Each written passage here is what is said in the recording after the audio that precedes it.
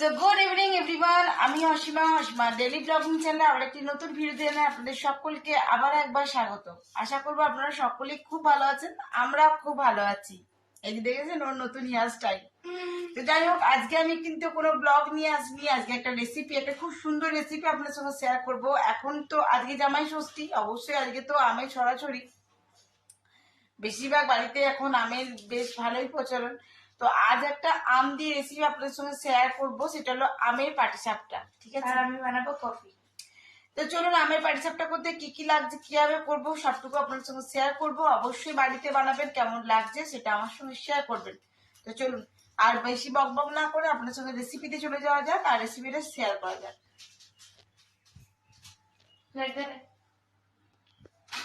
তো চলুন, বাইরে শুরু হয়ে গেছে বৃষ্টি, আর আমি এখন বানাবো আমের পাটিসাপটা। তো আমের পাটিসাপটার জন্য আমি এখন নিয়েছি এখানে দুটো আম। যদি একটা আমে আমার হয়ে যায় তো আমি একটা আমই করবো, তাহলে এই একটা আমটা ইউজ করবো না। তো চলুন শুরু করা যাক, কি কি দিচ্ছি না দিচ্ছি আপনার সঙ্গে থাকুন আর দেখতে থাকুন। প্রথমে আমি একটা বাটি নিয়ে নিয়েছি, আর আমের ছালটা আমি ছাড়িয়ে মিক্সিতে একটু ব্লেন্ড করে নেবো, কারণ আমার কাছে বড় ঝাঁঝরি তো নেই, যার সাহায্যে আমি এটা কাটবো।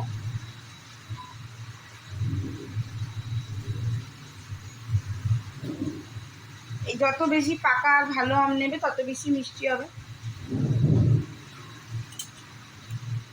এরকম করে ছালগুলো ছালিয়ে নিয়ে একটু ব্লেন্ড করে নাও মিক্সিতে, তাহলে পাল্পটা বেরিয়ে যাবে আমার।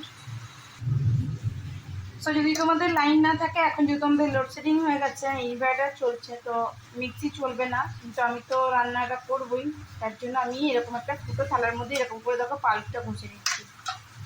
এই দেখো, এইভাবেই তৈরি করে নেবো। যদি আমার এখন মিক্সিতে চলছে তাহলে এখন কথাই ছিল না, করে নিতাম। তো দেখো, আমি যে আমটা বার করে নিয়েছিলাম পাল্পটা, এটা বেরিয়েছে। আর অবশ্যই ছেঁকে নিও, নাহলে দেখো এই যে এটা আঁশটা মুখে লাগবে, ভালো লাগবে না।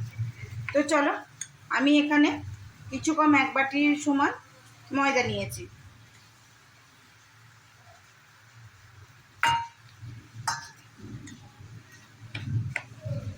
এবার এর মধ্যে আমি একটুখানি এমনি করে কিছুটা এলাচের অংশ এর মধ্যে দিয়ে দেব। এবার দেবো আমি কিছুটা চিনি। এবার সবটা ডিপেন্ড করে তোমার আমের উপরে। যদি আমটা বেশি খাট্টা হয় তাহলে তোমাকে একটু চিনি দিতে হবে, আর দিলাম একটুখানি নুন। তারপর আমি ভালো করে এটা মিলিয়ে নেব।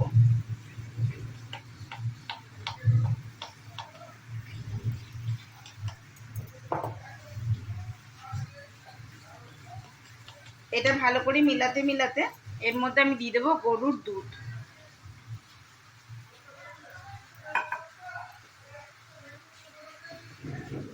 তো এটা আমি বেশ লিকুইডিতে এটা গুলবো। তো এটা হয়ে যাবে আমার ব্যাটারটা, পাটিসাপটার ব্যাটারটা হলো এটা। খুব ভালো করে এভাবে মিলিয়ে নিও, যেন ঢেলা ঢেলা না থাকে। পুরটা কীভাবে তৈরি করব একবার দেখিয়ে দিই, আর আপনাদেরকে দেখিয়ে দিই। এই যে এটা হয়েছে আমার পুরটা, যেটা তৈরি করব পাটিসাপটার। আর পাটিসাপটার ভিতরে যে পুরটা তৈরি করব, তো চলুন দেখায়। এটার কনসিস্টেন্সিটা থাকবে ঠিক এইরকম, না তো খুব বেশি পাতলা হয়ে যাবে আর না বেশি খুব একদম গাঢ় গাঢ় থাকবে। যদি আপনাদের খুব গাঢ় হয়ে যায় তো একটু জল দিয়ে কিংবা দুধ দেবেন, দুধটা অবশ্যই দেবেন, দিয়ে লিকুইডিটা তৈরি করবেন। দেখায় পুরটা কীভাবে তৈরি করছি। পুরে কড়াইতে বসিয়ে দিয়েছি আমি প্যান, আর আমি এখানে দেখুন আধ বাটির মতন সুজি নিয়েছি। তো সুজিটা আমি এখানে কাঠখোলায় আগে ভেজে নেব।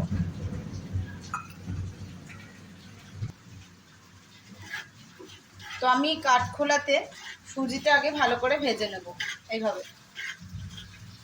খুব বেশি লালও করব না, আবার একেবারে সাদা সাদাও থাকবে না।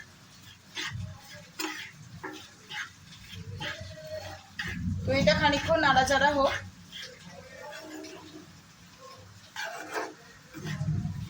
দেখো এটা বেশ ভাজা ভাজা হচ্ছে। এটা আরেকটু ভাজা হবে, মানে কাঁচাটা এটা হয়ে যাবে। গ্যাসটা কিন্তু সিমে রাখতে হবে, এই যে নাহলে তো পুড়ে যাবে, তার জন্য সিমে করে আস্তে আস্তে সুজিটাই ভেজে ফেলবে।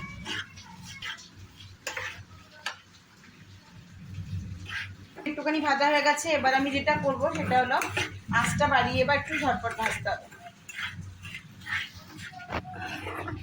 এবার আমি আঁচটা বাড়িয়ে দিয়েছি।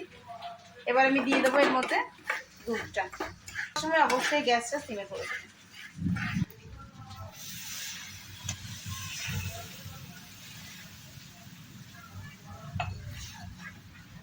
আর এটা সিমে করে নাড়তে নাড়তেই এর মধ্যে দিয়ে দেবেন কুড়ানো নারকোল, কিংবা যদি ড্রাই পাউডারটা নিয়ে আসেন সে আনতে পারেন। আমি বাড়িতে এটা কুড়িয়ে নিয়েছি।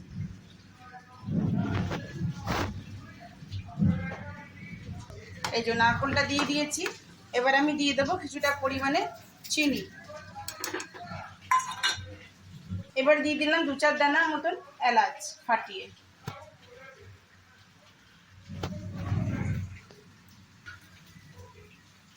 তো এটা আমি খুব ভালো করে এভাবে নেড়ে নেব।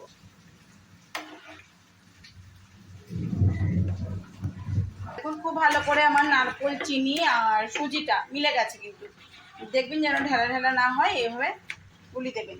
আর এই অবস্থায় আপনারা 10 টাকার যে প্যাকেটের দুধ হয় সেটা অবশ্যই দিতে পারেন। যেহেতু আমার একবারে মাসে দুধ আছে, তো আমি এরকম কেটে রেখেছি। তো আমি এখানে 2 চামচের মতো পাউডার দুধ দিয়ে দিলাম। আমি খুব ভালো করে এটাকে মিক্স আপ করবো। আমি আর একটু চিনি এর মধ্যে দেবো মিষ্টিটার জন্য। আপনারা কিন্তু মিষ্টিটা একটু ব্যালেন্স করে নেবেন। যেহেতু ভিতরে পুর হবে তার জন্য এটা একটু মিষ্টি মিষ্টি না হলে তো ভালো লাগবে না। তো এটা আমি একটু ভালো করে টানিয়ে নিই, তারপরে তো চলো দেখাই। দেখো ভিতরে পুরটা এরকম হয়েছে, কিছুটা একটু ঠান্ডা হয়ে যাক, তারপর আমি তোমাদেরকে এটা গড়ে দেখাচ্ছি কিভাবে করতে হবে। আমি প্যান বসিয়ে দিয়েছি, আর প্যানে আমি একটু তেল ব্রাশ করে দেবো। আপনারা চাইলে ঘি দিয়েও ব্রাশ করতে পারেন।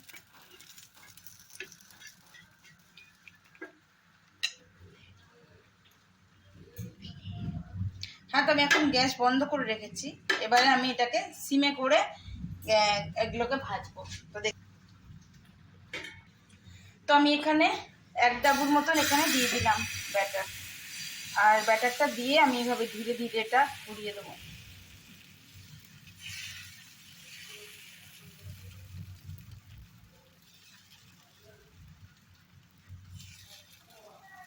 আমি ছোট ছোট করে করছি, বাট আপনারা চাইলে বড় বড় করতে পারেন। রুটিটা একটু হয়ে যাক, তারপর আমি দেবো এর মধ্যে পুর। আস্তে আস্তে এটা উল্টে দেবো।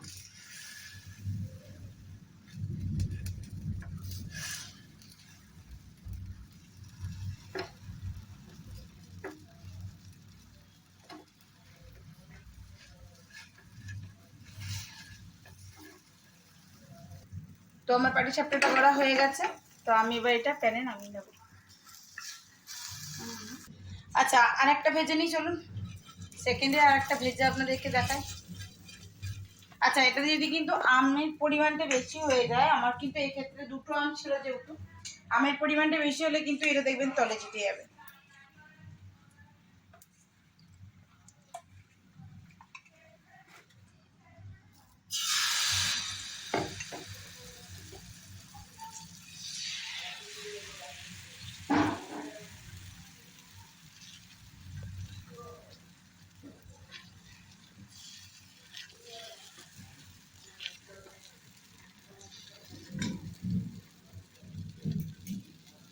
দিয়েছি ব্যাটার, রুটিটা তৈরি হবে। রুটিটা তৈরি হওয়ার পর আমি আবার দিয়ে দেবো ভিতরে পুর।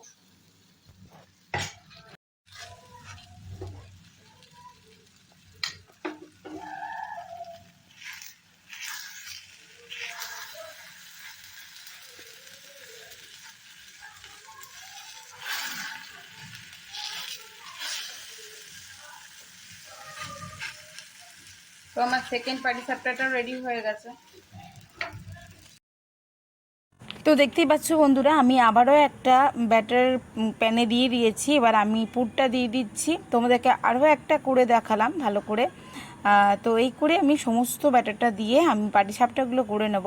দেখো আমি পুরটা দিয়েছি, তোমরা চাইলে বড় বড় করতে পারো, আরও বেশি বেশি করে পুর দিতে পারো। তো আমার প্যানটা যেহেতু ছোট, তো আমি ছোট ছোট করেই করলাম আর কি। তো দেখো সব কটা কি সুন্দর উঠে গেছে, আর পাটিসাপটাগুলো খুব সুন্দর দেখতেও হয়েছে।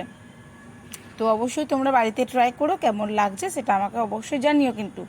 আর আজকে জামাই ষষ্ঠী স্পেশাল আমের পাটিসাপটা রেডি হয়ে গেল। সো একবার তোমাদেরকে সামনে থেকে দেখিয়ে দিলাম আমার আমের পাটিসাপটাগুলো, কেমন লাগছে অবশ্যই জানিও। সবটুকু কিন্তু ঘরে রাখা, এমন কিছু বেশি জিনিস লাগেনি। সো আমার একেবারে রেডি হয়ে গেছে আমের পাটিসাপটাগুলো। পাকা আমের পাটিসাপটা আমি তোমাদেরকে তৈরি করে দেখালাম। এই তো, আশা করবো আজকের ভিডিওটি তোমাদেরকে বেশ ভালো লাগবে। ভালো লাগলে অবশ্যই একটি লাইক কমেন্ট শেয়ার করে দেবেন আমার ভিডিওতে। আর যদি আমার চ্যানেলে নতুন বন্ধু হয়ে থাকেন সো প্লিজ আমার চ্যানেলটি সাবস্ক্রাইব করা বিশেষভাবে অনুরোধ রইল। সকলে খুব ভালো থাকুন, সুস্থ থাকুন। আবার একটি নতুন ভিডিওতে আপনাদের সঙ্গে দেখা হবে। ততক্ষণের জন্য বিদায় আর গুড নাইট।